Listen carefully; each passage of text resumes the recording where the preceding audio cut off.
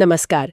आज हम भगवद गीता के 18वें अध्याय पर थोड़ी गहरी बात करने वाले हैं। जी। ये अध्याय मोक्ष, संन्यास और त्याग जैसे काफी अहम विषयों को समेटता है। बिल्कुल। श्रीमद् भगवद गीता सार अध्याय 18। तो हमारा मकसद है कि संन्यास और त्याग का जो महीन सा फर्क है उसको समझें, और कर्म, कर्मफल का त्याग और वो जो 3 गुण है ना, सात्विक, राजसिक, तामसिक, हाँ, उनका क्या असर होता है जैसा इस अध्याय में बताया है। तो चलिए शुरू करते हैं। बिल्कुल। तो देखिए, अध्याय शुरू ही होता है अर्जुन के एक सवाल से। हाँ, उनकी जिज्ञासा से। हाँ, वो जानना चाहते हैं कि ये सन्यास मतलब सांसारिक कर्मों को छोड़ देना और त्याग यानी कर्मों के फल को छोड़ देना, इन दोनों में असल में फर्क क्या है, इनका सही मतलब क्या है। ये सुनने में काफी मिलते जुलते से लगते हैं वैसे, सन्यास और त्याग। हाँ, लगते हैं, पर कृष्ण समझाते हैं। वो कहते हैं, देखो, कुछ विद्वान तो मानते हैं कि सांसारिक कर्म, जैसे आपने कहा नौकरी, शादी, ये सब छोड़ देना सन्यास है। राइट। लेकिन दूसरे ज्ञानी कहते हैं कि नहीं, सभी कर्मों के फल की जो इच्छा है ना, उसका त्याग करना ही सच्चा त्याग है। अच्छा, तो कर्म करना छोड़ना जरूरी नहीं? बिल्कुल नहीं। असल में कृष्ण तो इस पर जोर देते हैं। वो कहते हैं कि यज्ञ, दान, तप, हाँ, जो नियत कर्म है हमारे, हाँ, जो हमारे नियत कर्म हैं, उन्हें कभी नहीं छोड़ना चाहिए। वो तो बल्कि मन की शुद्धि के लिए जरूरी हैं। ओह, अच्छा। असली बात यह है कि कर्म करते रहो, मगर उसका जो नतीजा आएगा उससे जो लगाव हो जाता है, उससे मुक्त रहो।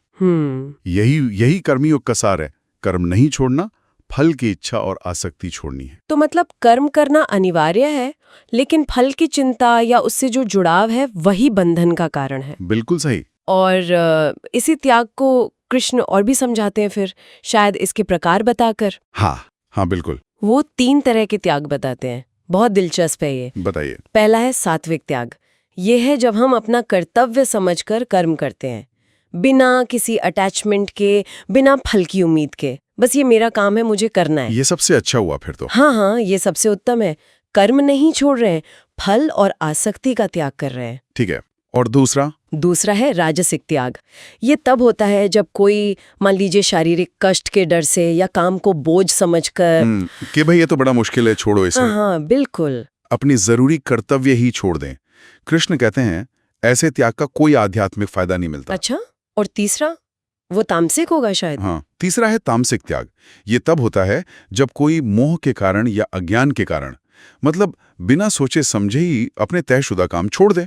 ये सबसे निचला स्तर माना गया है। और यहाँ मजे की बात यह है कि ये तीनों त्याग ये सीधे सीधे हमारे स्वभाव के गुणों से जुड़े हैं। हाँ, ये सात्विक, राजसिक, तामसिक गुण, ये तो पूरी गीता में बार बार आते हैं। इस अध्याय में इनका क्या खास रोल है? बहुत अहम रोल है। ये सिर्फ क्या कहते हैं क्लासिफिकेशन नहीं है, ये तो हमारे पूरे अस्तित्व को, हमारे हर अनुभव को समझने की चाबी है। अच्छा, कैसे? देखिए, प्रकृति से ये 3 गुण पैदा होते हैं। सतोगुण यानी पवित्रता, ज्ञान, रजोगुण यानी कामना, एक्टिविटी, और तमोगुण यानी अज्ञान, आलस, जड़ता।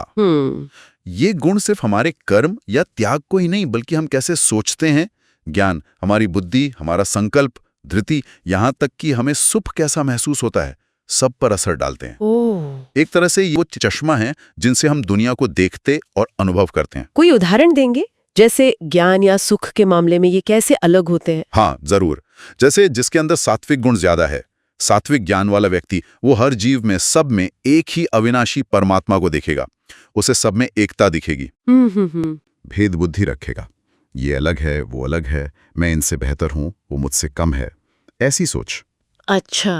और तामसिक ज्ञान वाला, वो तो बस किसी उल्टी सीधी या छोटी सी बात को ही पूरा सच मानकर बैठ जाएगा। उसे सही गलत का विवेक ही नहीं होता। और सुख में कैसे फर्क होता है? हाँ, सुख भी। सात्विक सुख जो है वो शुरू में शायद जहर जैसा लगे, मतलब मुश्किल लगे, साधना करनी पड़े। हाँ, जैसे सुबह जल्दी उठना या कसरत करना। बिल्कुल। लेकिन अंत में वो अमृत जैसा होता है, स्थायी शांति देता है। राजसिक सुख शुरू में बड़ा अच्छा लगता है, अमृत जैसा, इंद्रियों को मजा आता है, पर उसका नतीजा दुखी होता है। और तामसिक सुख? वो तो शुरू से अंत तक मोह, आलस्य, नींद, इसी में डुबोए रखता है। समझ गई। तो ये गुण ही हमारे कर्म और स्वभाव की दिशा तय करते हैं। बिल्कुल। और इसी से फिर वो स्वधर्म का सिद्धांत जुड़ता है, जो अक्सर सुनने में आता है। बिल्कुल सही पढ़ा आपने। कृष्ण समझाते हैं कि जो वर्ण व्यवस्था है ब्राह्मण, क्षत्रिय, वैश्य, शूद्र, ये जन्म पर आधारित नहीं है। अच्छा। हाँ, ये उनके स्वभाव से पैदा हुए गुणों के आधार पर कर्मों का विभाजन है। मतलब किसी में सत्व गुण प्रधान है तो वो ज्ञान और अध्यात्म की तरफ जाएगा, ब्राह्मण कर्म। किसी में रजोगुण और सत्व है तो वो रक्षा और प्रशासन करेगा, क्षत्रिय कर्म। रजोगुण और तमोगुण का मेल है तो व्यापार, कृषि, वैश्य कर्म। और तमोगुण प्रधान है तो सेवा कर्म, शूद्र कर्म। या महत्वपूर्ण ये है कि हम अपने स्वभाव के अनुसार जो हमारा सहज कर्म है, हमारा स्वधर्म, उसे करें। हाँ, उसे ही करें, भले ही उसमें हमें कुछ कमी दिखे। दूसरों के काम की नकल करने से बचें। अपना स्वाभाविक कर्म अगर थोड़ा दोषपूर्ण भी लगे तो भी उसे नहीं त्यागना चाहिए। और अपने स्वधर्म का पालन अगर निष्काम भाव से करें तो क्या वही मोक्ष तक ले जाता है, परम सिद्धि? हाँ, वही रास्ता है, अपने स्वाभाविक कर्मों से ही उस परमेश्वर की पूजा करना जिससे ये सारी दुनिया बनी है। अच्छा। जब हम पूरी तरह आसक्ति से रहित हो जाते हैं, मन इंद्रियों को वश में कर लेते हैं, अहंकार, मोह छोड़ देते हैं और बिना फल की इच्छा के अपना कर्म करते जाते हैं, तब परम सिद्धि यानी मोक्ष मिलता है। और कृष्ण का जो आखिरी संदेश है ना इस अध्याय में, वो बहुत शक्तिशाली है। क्या है वो? वो कहते हैं, सर्वधर्मान परित्यज्य मामेकम शरणम व्रज। मतलब सब धर्मों यानी सारे आश्रयों, सारे कर्तव्य कर्मों के अभिमान को त्याग कर केवल एक मुझ परमात्मा की शरण में आ जाओ। और वो आश्वासन भी देते हैं। वो कहते हैं, अहम त्वा सर्व पापेभ्यो मोक्षयिष्यामि मा शुचा। मैं तुझे सब पापों से मुक्त कर दूंगा, शोक मत कर। ये तो बहुत बड़ा आश्वासन है। ये ज्ञान वाकई बहुत गहरा है। कृष्ण ये भी बताते हैं कि ये किसे बताना चाहिए या नहीं। हाँ, ये भी बताते हैं।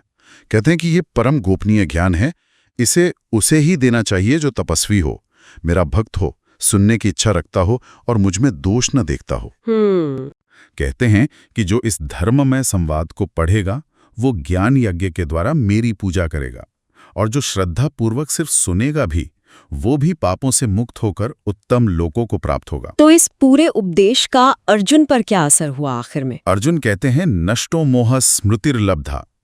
मेरा मोह नष्ट हो गया है, मुझे अपनी स्मृति यानी मेरा कर्तव्य क्या है ये याद आ गया है। अच्छा। त्वत्प्रसादान मयाच्युत स्थितोस्मि गत संदेह करिष्य वचनम तव।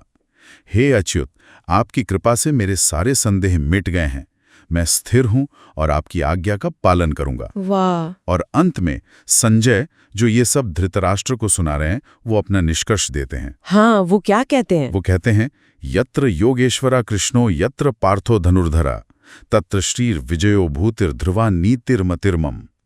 जहां योगेश्वर कृष्ण है और जहां गांडीवधारी अर्जुन है, वहीं पर श्री, मित्रय, ऐश्वर्य और अचल नीति है, ऐसा मेरा निश्चित मत है। सचमुच ये अध्याय पूरी गीता का एक तरह से सार है।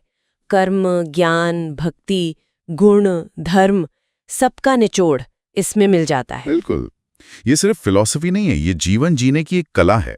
कर्म करने की प्रेरणा देता है, लेकिन फल से अनासक्ति के साथ। हाँ, और अपने असली स्वभाव, अपने स्वधर्म को पहचानने और उसके अनुसार जीने का रास्ता दिखाता है। सही कहा। तो ये जो पूरी चर्चा हुई, ये हमें सोचने पे मजबूर करती है कि हमारे अपने जीवन में, हमारे रोज के कामों में, फैसलों में, भावनाओं में कौन से गुण ज्यादा हावी हैं, सात्विक, राजसिक या तामसिक?